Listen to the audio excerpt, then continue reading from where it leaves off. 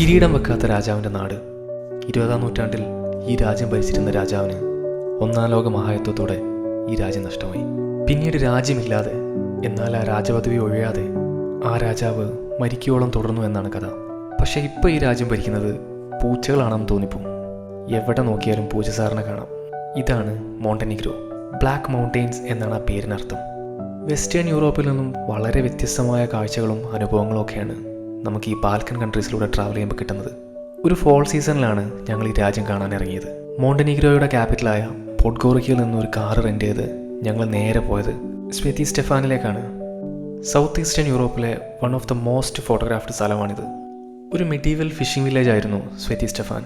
പിന്നീട് മോണ്ടനിഗ്രോ യുഗോസ്ലാവിയയുടെ ഭാഗമായ കാലത്ത് ഒരു ലക്ഷോറിയസ് റിസോർട്ടാക്കി മാറ്റുകയായിരുന്നു. ഫോറിൻ ലീഡേഴ്സിനും സെലിബ്രിറ്റീസിനൊക്കെ വിരുന്നൊരുക്കിയിരുന്നൊരിടം. പക്ഷേ ഇപ്പോൾ ഈ സ്ഥലം വർഷങ്ങളായി പബ്ലിക്കിന് ആക്സസ് ഇല്ലാതെ അടച്ചിട്ടിരിക്കുകയാണ്. നാട്ടുകാരും റിസോർട്ട് ഉടമകളും ഗവൺമെൻറ്റൊക്കെ ഉൾപ്പെടുന്ന ചില തർക്കങ്ങളാണ് കാരണമെന്ന് പറയപ്പെടുന്നു. ഭയങ്കര ഭംഗിയാണ് ഈ വഴി നടന്ന് ഈ കാഴ്ചകളൊക്കെ കാണാൻ. അവിടെ കുറേ നേരം ചിലവഴിച്ച് അവിടുന്ന് ഞങ്ങൾ നേരെ പോയത് കോട്ടൂരിലേക്കാണ്. മോണ്ടനിഗ്രോ എന്ന് കേൾക്കുമ്പോൾ പലരുടെയും മനസ്സിൽ വരുന്നതും ഈ ടൗൺ തന്നെയായിരിക്കും. കോട്ടൂരിലെത്തിയ നേരെ ഓൾഡ് ടൗണിലേക്ക് പോകണം.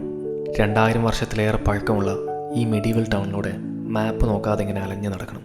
ഒട്ടനവധി രാജവംശങ്ങൾ മാറി മാറി ഭരിച്ച നൂറ്റാണ്ടുകളുടെ കഥകളുണ്ട് ഈ ചെറിയ ടൗണിന് പറയാൻ. ഓരോ ഇടവഴിയിലും ക്യൂട്ട് കഫേസും ഷോപ്പും ചെറിയ ചർച്ചസൊക്കെയായി തിക്ക് ലൈം സ്റ്റോണിൽ നിർമ്മിച്ച ഒരു മെഡീവൽ ബ്യൂട്ടി. 88 വർഷക്കാലം യുഗോസ്ലാവിയയുടെ ഭാഗമായിരുന്ന മോണ്ടനിഗ്രോ പിന്നീട് 2006 ഇൻഡിപെൻഡൻ്റായി മാറുന്നത്. കോട്ടൂർ സിറ്റിയുടെ ശരിക്കും ഭംഗി കാണണമെങ്കിൽ ഈ മലയുടെ മുകളിൽ കയറണം. ഓൾഡ് ടൗണിൽ നിന്നും 15 യൂറോ ടിക്കറ്റ് എടുത്ത് ഈ സിറ്റി വാൾസ് കയറാം. അല്ലെങ്കിൽ ടൗണിന് പുറകിലുള്ള വഴിയിലൂടെ നമുക്ക് ഫ്രീ ആയിട്ടും ഏകദേശം ഈ വ്യൂ കാണാം. വൈക്കിംഗ് സീരീസിലെ കാറ്റഗറ്റാണ് ഈ സ്ഥലം കണ്ടപ്പോൾ ഓർമ്മ വന്നത്.